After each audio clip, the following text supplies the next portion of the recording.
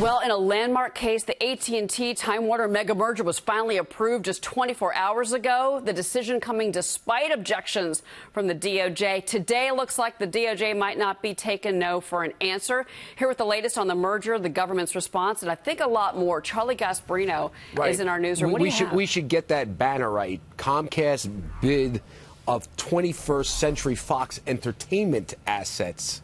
I mean, this is what people have been waiting for.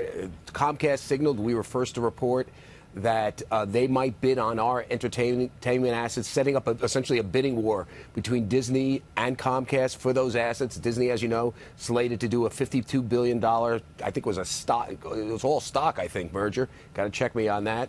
What we understand, as we reported, Comcast was mulling of all-cash bid if and when the judge ruled positively on the AT&T merger, which he did. And here's what we know from people inside Comcast, is that they're aiming for the close of business, excuse me, the close of the market today to announce their bid for our assets. So watch what happens at 4 o'clock when the markets close. They've been aiming for that to make the official bid for our assets. It's not, listen, they may do it tomorrow, you know, because of some legal technicality. I'm not in the room with them, but from what I hear from people inside Comcast, their aim is to announce this after the bell. It's likely to be above the number that Disney bid, which was a $52 billion deal. They've signaled it's all cash.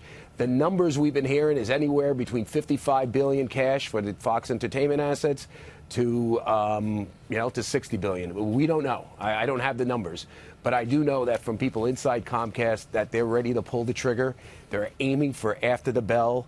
This will add just another wrinkle to this crazy story, which, in addition to this, what we have the Justice Department, mulling essentially an appeal of the AT&T ruling to try to throw that into jeopardy. They have until Sunday to appeal.